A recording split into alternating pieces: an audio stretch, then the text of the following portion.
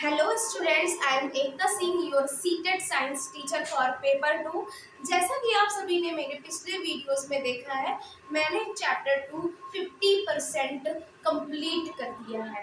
ठीक है, आज मैं आपके लिए chapter 2 materials of daily use यानी कि दैनिक उपयोग के पदार्थ में मैं सॉल्ट कल मैंने सॉल्ट के प्रॉपर्टीज, उसके फीचर्स, क्वालिटीज के बारे में और क्लासिफिकेशन ऑफ सॉल्ट्स के बारे में एक्सप्लेन किया था। 4 टाइप्स के हमारे सॉल्ट्स होते हैं, उनके क्या फीचर होते हैं, उनके क्या एग्जांपल्स थे, इम्पॉर्टेंट किस तरह से वहाँ से हमारे एमसीक्यूज बनकर के सीटेड पेपर में आते हैं, हमने यहाँ तक डिस्कस कर लिया था।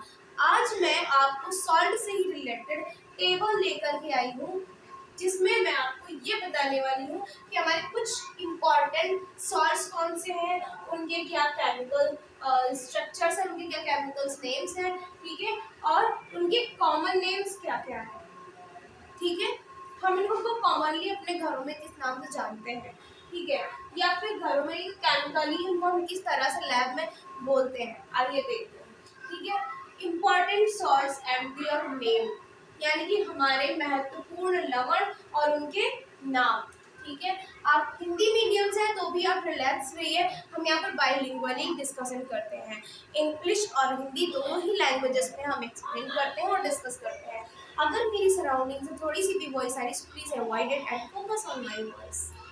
आइए देखते हैं महत्वपूर्ण लवण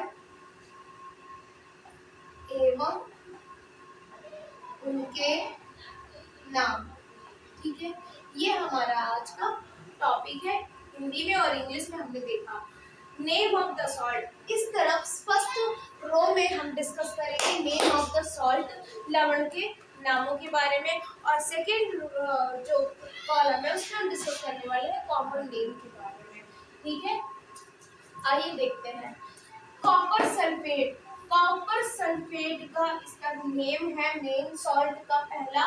ठीक है, इसमें CuSO4.5H2O ये इसका केमिकल फॉर्मूला।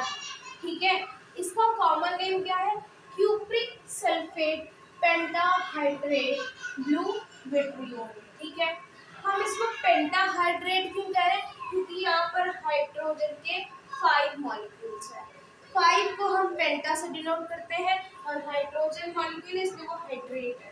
ठीक है, और कॉपर है और ये SO4 हमारा सल्फर का होता है। ठीक है, सिंपल, तो ये हमारा हो जाएगा क्यूप्रिक सल्फेट पेंटाहाइड्रेट। ठीक है, तो इस तरह से अब ये कैसा होता है? ब्लू विट्रियोल होता है। ठीक है, इसका क्या नेम होता है? नॉर्मली ब्लू विट्रियोल इसे हम कहते हैं। चलिए आइए, ये हमने डिस्कस कर दिया। अब हम नेक्स्ट में आते हैं सेकंड। हमारा second is iron sulphate. Second हमारा क्या है? Iron sulphate. आयरन का सिंबल हम सभी को पता है, हमारा होता है Fe। ठीक है, सल्फेट है तो जाहिर सी बात है सल्फर भी होगा, तो FeSO4.6H2O। यहाँ पर आप देखेंगे कि एक हमारा हाइड्रोजन का मॉलिक्यूल क्या हो गया? ऐड हो गया।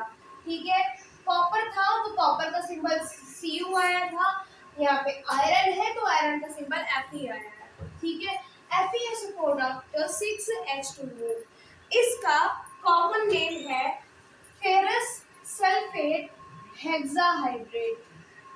यहाँ पर मैंने आपको बताया पेंटाहाइड्रेट था, क्यों? क्योंकि हाइड्रोजन के 5 मॉलिक्यूल्स थे, यहाँ पर हाइड्रोजन के 6 मॉलिक्यूल्स है, हम 6 को हेक्सा से डिनोट करते हैं। ठीक है, तो हो जाएगा हेक्साहाइड्रेट। इसका कॉमन नेम है ग्रीन विट्रियोल। ये ब्लू विट्रियोल था और ये कैसा है? ग्रीन विट्रियोल है। आइए नेक्स्ट देखते हैं। Number 3 magnesium sulphate. जाहिर सी बात है, यहाँ मैग्नीशियम है तो क्या होगा? Mg हो जाएगा, Fe हमारा हट जाएगा, बाकी सल्फेट का वही फॉर्मूला MgSO4.7H2O। यहाँ पर क्या होगा? हाइड्रोजन का एक और मॉलिक्यूल ऐड हो गया। ठीक है, 7 के लिए हम क्या यूज करते हैं? हेप्टा टर्म यूज करते हैं। ठीक है, तो क्या हो जाएगा? Magnesium sulphate heptahydrate. ठीक है, हेप्टाहाइड्रेट, मैग्नीशियम लगा तो मैग्नीशियम सल्फेट हेप्टाहाइड्रेट। और ये कैसा होता है? एप्सम सॉल्ट कहते हैं इसे। इसे क्या कहते हैं? Epsom salt. एप्सम नंबर, ठीक है। ये था हमारा ग्रीन विट्रियोल। ग्रीन जो नेम है ना, हम नेम को एज इट इज ही लिखते हैं, विट्रियोल, ठीक है।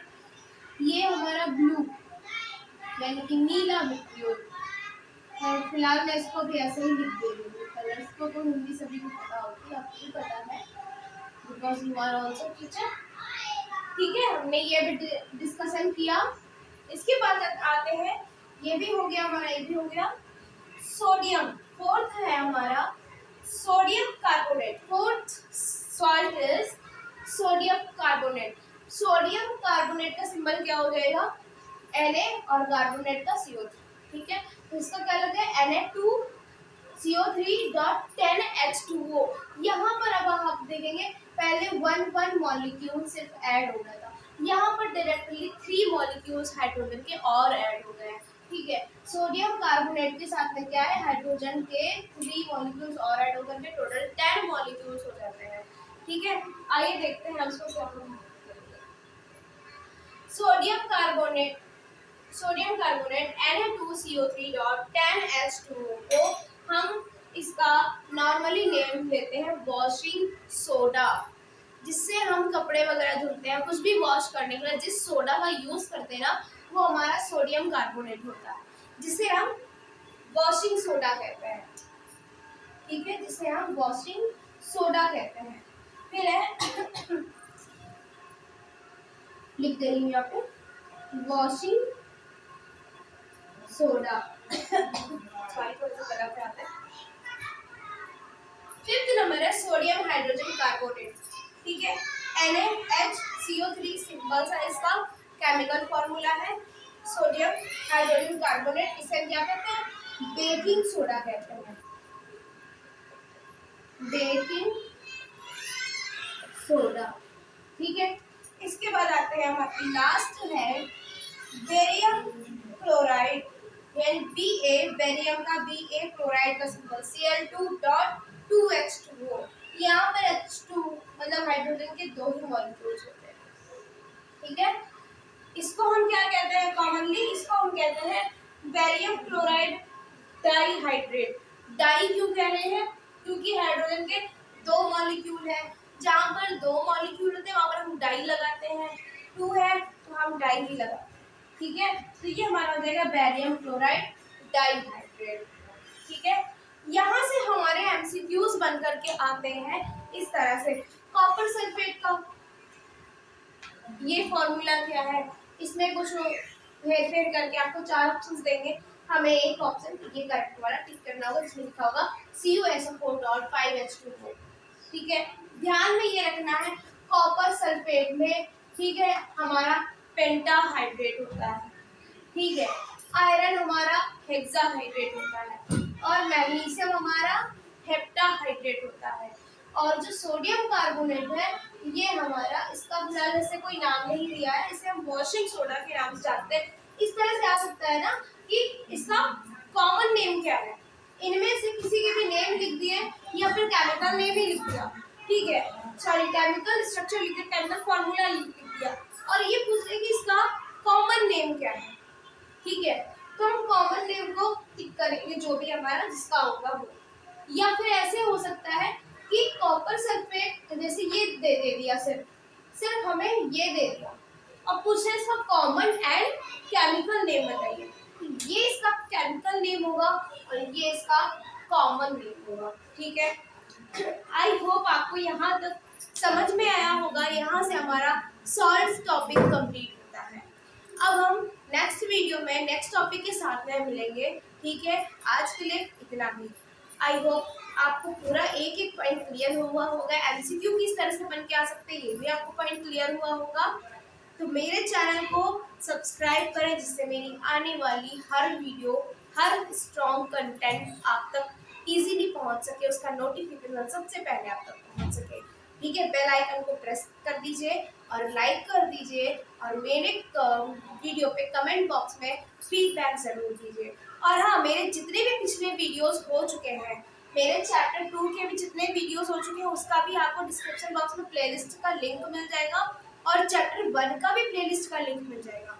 चैप्टर 1 में मैंने प्रैक्टिस सेट भी कुछ मैंने सॉल्व करना, उसमें क्वेश्चंस थे, इंग्लिश में भी था प्रैक्टिस सेट, हिंदी में भी अलग सेपरेट था। आप जिस भी लैंग्वेज से बिलोंग करते हैं आप उसका वीडियो अपने अकॉर्डिंग देख सकते हैं। चलिए यहीं से स्टॉप करते हैं, मिलते हैं नेक्स्ट वीडियो में। Thank you so much everyone.